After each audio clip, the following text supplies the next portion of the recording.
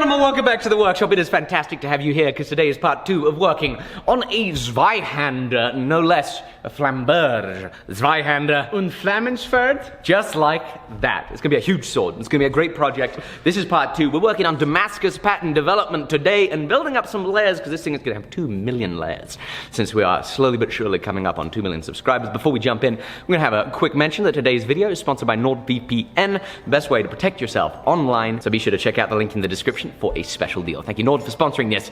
Let's jump in to some more pattern development.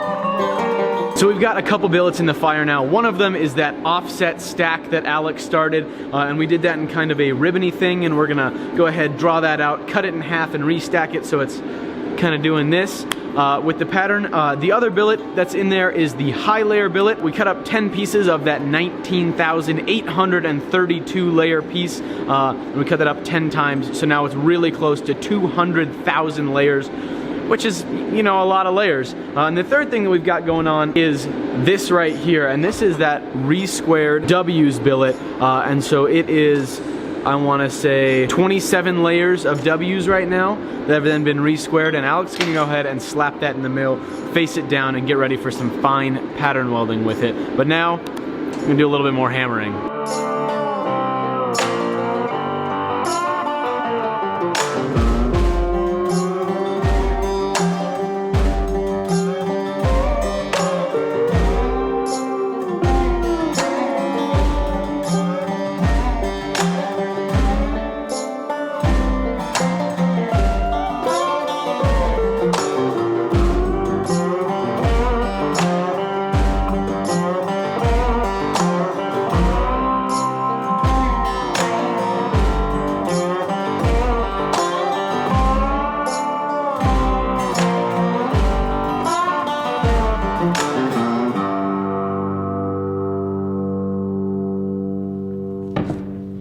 How has the morning gone, Will? It's been absolutely fantastic. I forged out 2 billets, one of them to 198,000 layers. Gonna get cut up and restacked 11 times, so it'll be just over 2 million layers, which is a lot of layers. Yes, each layer is probably going to be about an atom thick. If anybody wants to do any calculations, this started out as 19 layers, each an 1/8 inch thick, and now it looks like that. So, we have 1, 2, and 3 billets. Number 1 is not really going to look like anything when it's done, but the symbolism of 2 million layers is going to be there. Number 2, right now, is re-squared W's. So before Will got to this point, he had this stack up of W's, as you can call it, as you can see up on screen right now. He then forged those down into a square, and then re-squared it by turning it up on the diagonal and re-squaring it in that different plane, causing the W's to go diagonally. Then what we're going to be able to do now that we have those diagonal W's, is this is going to be stacked into 1, 2, 3, and 4 for us to make an explosion pattern, which is going to be very exciting. Billet number 3 here started out as this off-centered pattern,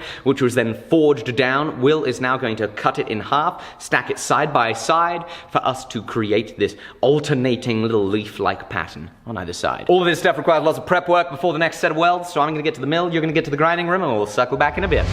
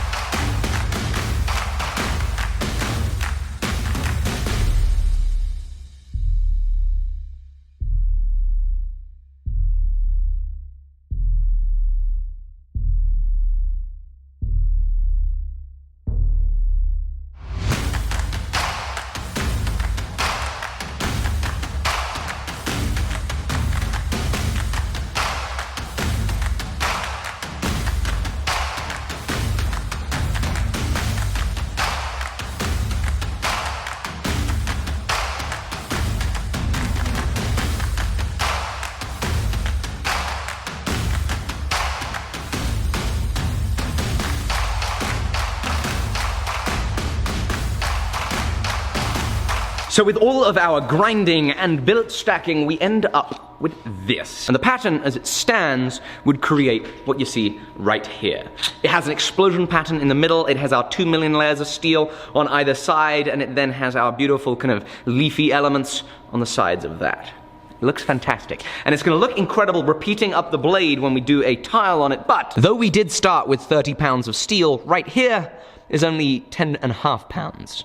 There's only about 5 kilos of steel, ladies and gentlemen. And you have seen the behemoth that is the ZWEIHANDER. That's what we've got to make. So the actual amount of steel that we would need to make the ZWEIHANDER is about 11.5 pounds, which is more steel than we currently have, one, by a long shot, and two, we're probably gonna lose at least a third tiling this out and getting that end grain to repeat all the way down there. So this stack up of steel is not enough. What Will has therefore undertaken was forging out this big piece of Damascus here. This is going to be making some more explosion pattern. We'll get more into the plan of the pattern in a little bit, but we're going to be putting this pattern on the sides here. So that needs to be cleaned off.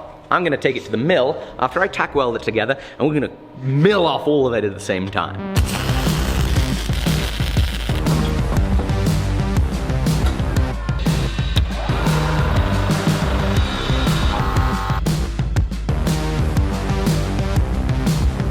Okie dokie, off the mill, this is looking great. I'm really pleased about this. It's something I wish I'd thought of before. I'm sure it's would have come in super handy to face off billets before they've even been forge welded together, so we get as much forge welding time as possible. Pretty neat way of doing it. I'm happy that we did it that way. Now, something that you haven't been updated on in this episode yet is the forge doors. As you will remember, Our beautiful forge doors broke after one day of using them. and I was pretty sure it was the power supply that had burnt up and wasn't strong enough to power the motors.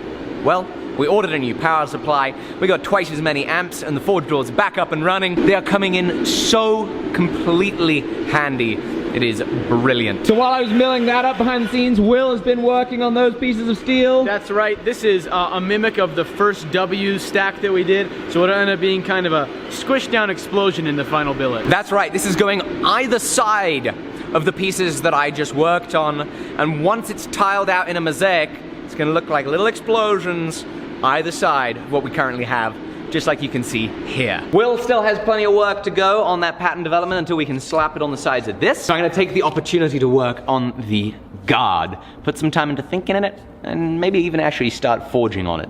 As far as forgings go, it's not gonna be the most easy of forgings. You see, we have these two rings here. We then have this protrusion on either side, the guard lugs themselves. And based on how much I struggled with making the swordbreaker guard, I know I'm gonna struggle a lot with this. So I'm gonna get the forge hot again. I'm gonna go to the whiteboard and start planning out just how I might make this work.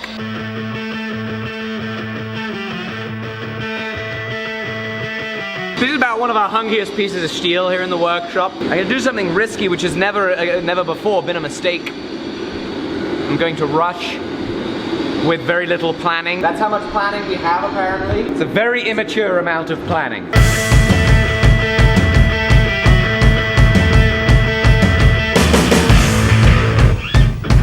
While that's heating up, I want to show you guys just how much dust we've already made in the grinding room.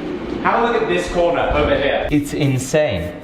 Look at it. There's so much dust, you can write in it. You can even write cool website URLs like alecsteelshop.com. Every time I make Damascus, I am just astounded at the sheer amount of waste that is made from the end cuts, from forge scale, from grinding dust. When I see just how much we accumulate underneath all of, and when I see just how thick of a carpet of grinding dust we accumulate underneath all these machines and in this room, it makes me super glad that we do all our grinding in here. Right now the dust has settled, so it's safer to be in here, but you'll see every time we're in here and we're working, we've got our personal protective equipment on. Half masks, in my case, that full face visor, making sure we're not breathing in any of those fine metal particles, which are really bad for us. We have been running our new favorite belts. These are the 3M 984Fs as of late. I'm pretty sure this one belt made this entire pile of dust. That is a whole lot of grinding dust. Be sure to check out these belts because we are now selling them and we're really excited to because these are the best belts we've ever used, especially when working with hardened steels. That's where these things really shine. We've been putting in a lot of work recently at improving the workshop. I'm really trying to make it as enjoyable of a workspace as possible. That's why we did the forge doors. That's why you see stuff like this. Look at these drawers of files. This is utterly awesome. And all the team is getting in on it. So it's been exciting behind the scenes here at the workshop. We are going to start forging on this billet and see if we don't make too much of a mess.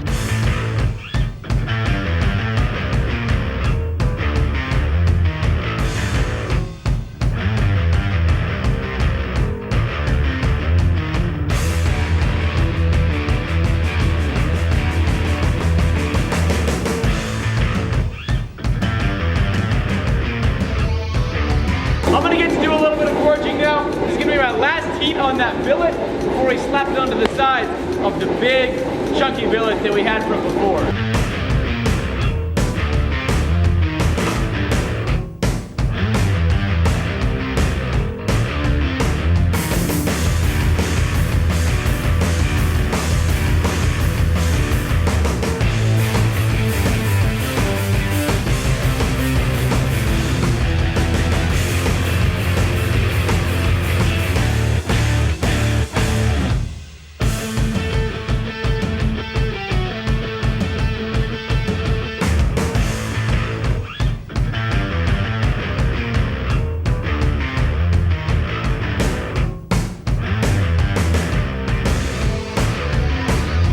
This is the result of Will's hard work today. We have ourselves this new piece of steel, which once ground is going to clad this on the milled sides. So thank you, Will, for cranking out on that billet today. This is so exciting. It is. This is gonna be an absolutely wild Damascus pattern. I'm very, very excited to see it. It's just gonna be just a blade full of patent goodness. And this may be the largest tiled out mosaic Damascus blade, the largest I've ever seen, maybe the largest ever done. I don't know. It's a lot of steel, a lot of tiles. A lot of steel, a lot of tiles. Which means that it could fall in half very easily. Yeah, that, nothing like having a week or two of work down the drain, am I right? Yeah, that's never happened before though, has it? Which is... Alrighty folks, we're going to end the video there by thanking today's sponsor, which has been a long-time sponsor, NordVPN. NordVPN is a virtual private network. They work by acting as an intermediary between you and the websites you browse, meaning that you can make those websites you browse think that you're browsing from any of their 5,500 servers in 59 countries all over the world, which can be incredibly useful if you're traveling and you want to watch the same show that you stream in the US or in the UK, but it's not able to be streamed in the country you're going to. Well, you can simply connect to a server of your choosing in the country that you want and be able to access that content.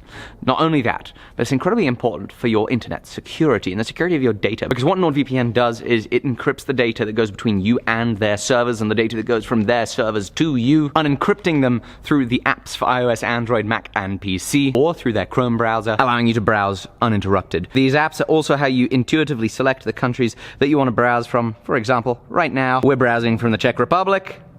We can also browse from Sweden, just like that, with the tap of a button. Nord is extremely passionate and committed about cybersecurity, so much so they've actually launched a cybersecurity committee with experts to help evaluate the product that Nord is offering so that it can be as safe and secure as possible.